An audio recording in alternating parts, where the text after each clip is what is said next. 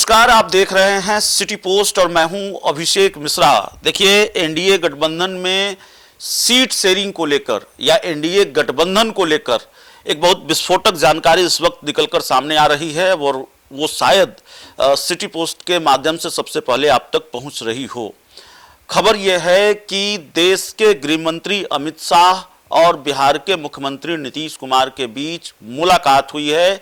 मामला दिलचस्प ये है कि भारतीय जनता पार्टी और जेडीयू के बीच या नीतीश कुमार और बीजेपी के बड़े नेताओं के बीच मुलाकात की जो रवायतें हैं वो भी टूटी है, परंपरा टूटी है। अब तक नीतीश कुमार से बीजेपी के बड़े नेता मिलने जाते रहे हैं मुख्यमंत्री आवास, लेकिन आज नीतीश कुमार चलकर पटना के एक होटल में अमित शाह से मिलने पहुंचे, ऐसी जानकारी निकलकर सामने आ रही है। बाकी इसके राजनीतिक मायने और फिर इसका सीट शेयरिंग पर क्या प्रभाव होगा, सीट शेयरिंग से जुड़ी तस्वीरें कितनी साफ होगी अब अगले कुछ घंटों में, उन सारी चीजों पर बात करेंगे। हमारे editor sir Srikant Pratyush sir हमारे साथ हैं। सर, सबसे बड़ी जानकारी जो इस वक्त है वो यही है कि अमित शाह से मिलने नीतीश कुमार पहुंचे हैं। ये बड़ा दिलचस्प मामला है, खबर बड़ी है। नीतीश कुमार और अमित शाह की मुलाकात और ऊपर से नीतीश कुमार अगर खुद मिलने पटना के किसी होटल में चले जाएं तो जाहिर तौर पर ये बड़ी बात हो जाती है। हाँ बिल्कुल, अक्सर तो ऐसा ही होता है कि बीजेपी के कितने भी बड़े नेता हों, नीतीश कुमार से जाकर मुख्यमंत्री आवास में ही मिलते रहे हैं। लेकिन अमित शाह से मिलने अगर मुख्यमंत्री नीतीश कुमार मौर्या होटल पहुंचे हैं तो आपका सवाल भी वाजिब है कि परिवर्तन कैसे आ गया। तो पहले बड़े भाई की भूमिका में थे नीतीश कुमार, अब वो भूमिका खत्म हो गई है, ये तो सच है। नीतीश कुमार 43 विधायकों वाली पार्टी के नेता हैं, बीजेपी 75 पार्टी वाली विधायकों के नेता है, पार्टी है, विधायकों की पार्टी है। तो फर्क तो साफ है। ये दीगर बात है कि 43 विधायक होने के बावजूद बीजेपी ने उनको मुख्यमंत्री बनाकर रखा है और कोई एहसान नहीं किया है। बीजेपी की मजबूरी है नीतीश कुमार, अभी भी एक बैलेंसिंग फैक्टर है नीतीश कुमार बिहार की राजनीति में, बिना उनके सरकार बन ही नहीं सकती है, तो साथ रखना भी मजबूरी है। और भाई बीजेपी को भी मौका मिले आगे चलकर अपनी सरकार बनाने का, इसके लिए दबाव बनाना भी ज़रूरी है। तो मुझे लगता है कि अब पहले वाली बात नहीं रही कि नीतीश कुमार अपनी शर्तों पर सब कुछ करेंगे। अब बीजेपी की भी सुननी पड़ रही है उनको, और बीजेपी के नेताओं से मिलने भी उनको जाना पड़ रहा है। बीजेपी के नेताओं से भी मिलने जाना पड़ रहा है, लेकिन सवाल ये है, अब यहाँ से फिर कई दूसरे सवाल पनपते हैं। वो सवाल ये हैं कि फिर सीट शेयरिंग का मामला ही होगा, सीट शेयरिंग पर ही बात करने पहुंचे होंगे। बिल्कुल, मुख्यमंत्री नीतीश कुमार मौर्या होटल में अमित शाह से मिलने ऐसे नहीं गए होंगे हालचाल पूछने के लिए, गुलदस्ता देने तो गए होंगे नहीं? बिल्कुल नहीं, वो गए हैं तो सीट शेयरिंग को जल्दी से घोषित करने को लेकर ही गए होंगे। देखिए, उन्होंने दबाव बनाना शुरू कर दिया है। बक्सर में गए, राजपुर के प्रत्याशी घोषित कर दिया, मैंने एनडीए में सीट शेयरिंग हुआ नहीं है, उन्होंने प्रत्याशी घोषित कर दिया। अशोक चौधरी उनके मंत्री हैं, बेहद करीबी हैं, खास हैं, वो गए केसरिया में, उन्होंने वहाँ से जेडीयू का उम्मीदवार घोषित कर दिया।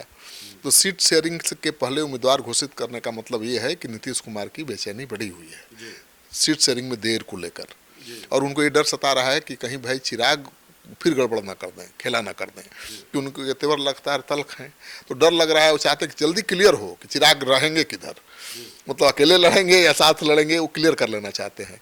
और चिराग के तल्ख तेवर को लेकर बीजेपी को मौका भी मिल गया है नीतीश कुमार पर दबाव बनाने का कि भाई साथ रखना जरूरी है। आपने देख लिया पिछला चुनाव, अमित शाह के साथ यह भी बातचीत हुई होगी क्या कि भाई जो हमारी सीटें हैं वो हम नहीं छोड़ेंगे और कम से कम चिराग के लिए तो नहीं छोड़ेंगे? हाँ बिल्कुल, वो कह रहे होंगे कि भाई आपको भी कुछ सीटें छोड़नी पड़ेगी, हम तो छोड़ेंगे ही, आपको भी छोड़नी पड़ेंगी। अब जेडीयू 115 सीटों की मांग कर रहा है, तो उन्होंने समझाया होगा कि भाई 115 तो संभव ही नहीं है, चिराग तो 40 से ज़्यादा सीटें मांग रहे हैं और उनको नाराज़ करने का जोखिम भी हम नहीं ले सकते। अभी तो लड़ाई कांटे की है, महागठबंधन भी बहुत मजबूत है, तो ऐसे में चिराग बेहद ज़रूरी है। पहले आप जरूरी हुआ करते थे, आज आपके लिए, हमारे लिए चिराग जरूरी है। कैसे डिकोड करते हैं आप चिराग पासवान को? एक तो लंबे वक्त से आपने उनको कवर किया है, उसके बाद हाल के दिनों में भी of the record, on the record बहुत सारी बातें हुई हैं। यहाँ हमारी सहयोगी जो मुस्कान है, उन्होंने हाल में उनका इंटरव्यू भी किया है। मत बताइए ऑफ द रिकॉर्ड क्या बात हुई, बतानी भी नहीं चाहिए, लेकिन क्या महसूस करते हैं चिराग पासवान के मन में क्या चल रहा है, अगर उसको डिकोड करना चाहें या डिकोड किया जा सकता हो तो? देखिए, एक बात तो तय है कि चिराग पासवान सीट शेयरिंग में झुकने को तैयार नहीं है। पिछली बार इसलिए छोड़ दिया था कि मनमाफिक सीटें नहीं मिली। मांग रहे थे 30 सीट, ऑफर था 15 सीट का, क्योंकि जेडीयू अपनी सीट छोड़ने को तैयार नहीं था। नीतीश कुमार ने कह दिया था कि आपको रखना है तो अपने हिस्से की सीट दीजिए। बीजेपी अपने हिस्से से कितनी सीट दे सकती थी? 15 से ज़्यादा नहीं दे सकती थी। इस बार नीतीश कुमार को भी अपने हिस्से से 15 सीट देना पड़ेगा, ये मानकर चलिए। मतलब चिराग पासवान 40 मांग रहे हैं ना, 30 से नीचे नहीं जाएंगे। और उन्होंने मुस्कान के साथ बातचीत में पहली बार ये कहा है कि केवल मैं ऐसा नेता हूं बिहार में जिसमें हिम्मत है अकेले 243 सीटों पर चुनाव लड़ने का। फिर ये सवाल आता है कि एनडीए में हैं, ये कह भी रहे हैं कि नीतीश कुमार के नेतृत्व में चुनाव लड़ेंगे। एनडीए वो कह रहे हैं नीतीश कुमार के नेतृत्व में लड़ेंगे, नीतीश कुमार ही सीएम होंगे। नीतीश कुमार ही हमको सीएम बनने की जल्दी नहीं है, लेकिन सीट चाहिए। लेकिन फिर ये कहने की जरूरत क्यों पड़ रही है कि अकेले हम हिम्मत है 243 पर लड़ने की? जो 243 क्यों याद दिला रहे हैं? इसलिए कि वो बताना चाहते हैं कि आप हल्के में मत लीजिए। हमारे पास खोने के लिए क्या है? एक केंद्र की मंत्री की कुर्सी है, लेकिन हम पूरा बिहार पाना चाहते हैं तो केंद्र की मंत्री की कुर्सी नहीं छोड़ सकते हैं। हम अकेले भी लड़ जाएंगे।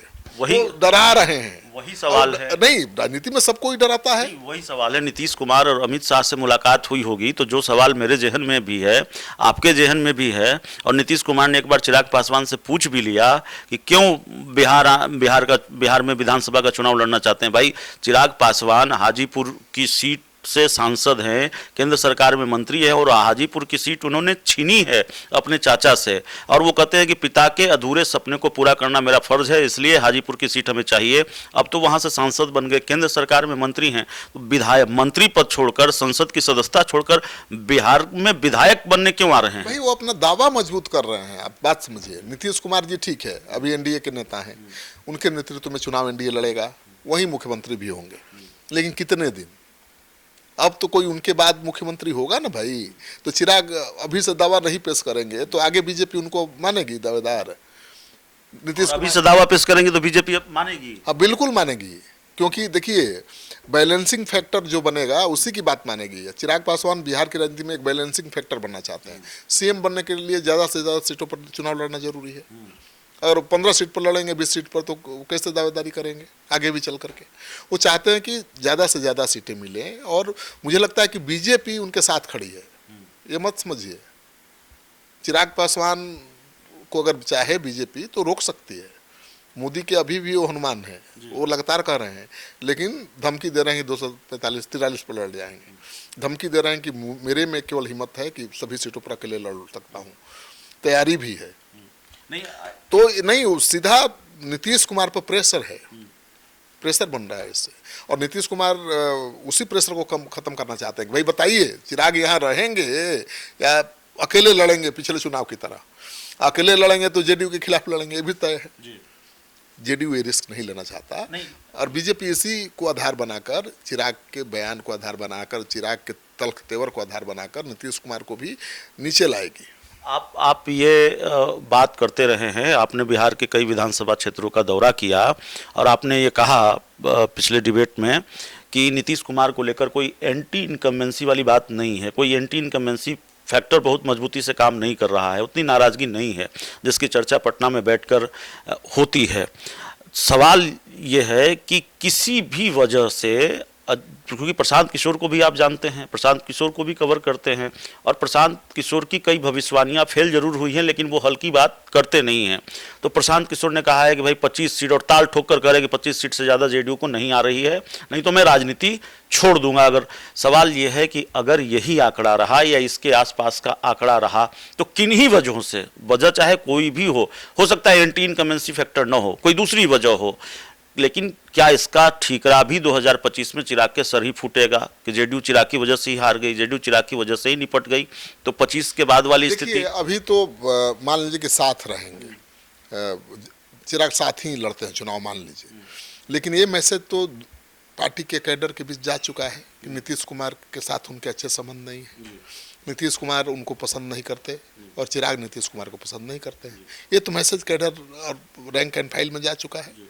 इसका असर तो चुनाव पर पड़ेगा। जहाँ से चिराग लड़ेंगे, जहाँ से बीजेपी लड़ेगी, पासवानों का पूरा समर्थन मिल सकता है। लेकिन जहाँ चिराग का उम्मीदवार नहीं होगा, जहाँ बीजेपी का उम्मीदवार नहीं होगा, जहाँ नीतीश कुमार का उम्मीदवार होगा, वहाँ खेल भी हो सकता है। नीतीश कुमार को इस बात का तो डर होगा ही कि बीजेपी कुछ भी कर सकती है। और बीजेपी तो अपना मुख्यमंत्री तभी बना पाएगी ना जब नीतीश कुमार 40 से भी नीचे आ जाए, ठीक है, और चिराग और बाकी सहयोगी दलों के सहारे बीजेपी सरकार बनाने की स्थिति में आ जाए। ये कब होगा? जब चिराग ज़्यादा से ज़्यादा सीटों पर लड़ेंगे। तो ज़्यादा सीटों पर लड़ेंगे, ज़्यादा सीट जीतेंगे। बीजेपी तो चाहती है कि भाई जीतन राम मांझी, उपेंद्र कुशवाहा, चिराग मिलकर इतनी सीटों पर लड़ें कि सरकार बनाने भर संख्या बिना नीतीश कुमार की सरकार बन जाए, आ जाए। ये हो सकता है, डर लग रहा होगा जेडीयू को ये बात, लेकिन अभी कहा नहीं जा सकता है कि ऐसी ही बात है। हम चिराग के तेवर से, तल्ख तेवर से, चिराग के बयान से तो यही डर लग रहा है नीतीश कुमार को कि कहीं फिर खेल ना कर दे। हम लोगों ने बातचीत शुरू की थी अमित शाह और नीतीश की मुलाकात से। एक आखिरी सवाल इसको लेकर है, चिराग पासवान पर भी बात होगी और आपने शुरुआत में ही कहा कि नीतीश कुमार को फिर ये अंदेशा है कि चिराग कोई खेल न कर दें। क्या भारतीय जनता पार्टी के कंट्रोल करने से चिराग पासवान रुकने वाले हैं या फिर नीतीश कुमार के साथ वही 2020 वाला खेल तय है? नहीं, इस बार बीजेपी ये रिस्क नहीं लेगी। लड़ाई कांटे की है। नीतीश कुमार हारेंगे और बीजेपी हर सीट पर जीत जाएगी, ऐसा भी नहीं होगा। ये खेल समझ जाएंगे नीतीश के समर्थक भी और बीजेपी को भी सबक सिखा देंगे। बात समझिए, जैसे उपेंद्र कुशवाहा के साथ क्या हुआ, पवन सिंह को बीजेपी के कुछ नेताओं ने खड़ा कर दिया, जैसा कि उपेंद्र कुशवाहा का आरोप है, राजकुमार सिंह का भी आरोप है और आधार सिंह का आरोप है। हाँ, और राजकुमार सिंह बड़े नेता का आरोप है। तो अगर कुशवाहा वहाँ गेम बदल सकते हैं तो यहाँ कुर्मी या कोई नीतीश कुमार के हार्डकोर सपोर्टर नहीं बदल सकते हैं क्या गेम? वो भी तो बीजेपी के साथ गेम कर सकते हैं। तो ये गेम खेलने वाली बात अगर सामने आ गई कि भाई चिराग को के जरिए बीजेपी खेल कर रही है या खेल करना चाहती है नीतीश कुमार के साथ, तो महागठबंधन को भारी नुकसान होगा। तो बीजेपी ये कभी नहीं चाहेगी। बीजेपी ठीक है, प्रेशर बनाने के लिए जितना जरूरी है उतनी छूट दे रही है बीजेपी चिराग को, बनाइए आप जितनी सीट ले सकते हैं ले लीजिए क्योंकि उसको भरोसा चिराग पर ज़्यादा है बीजेपी को। बीजेपी अपना सीएम भी बनाना चाहेगी आगे चलकर, तो चिराग पासवान रोड़ा नहीं बनेंगे, ठीक है ना। जैसा कि कहते हैं कि मैं मोदी का हनुमान हूँ, वो नीतीश कुमार के ही खिलाफ हमेशा पंगा लेते हैं, मोर्चा खोलते हैं। इस वजह से भी वो बीजेपी को ज़्यादा भरोसेमंद लगते हैं।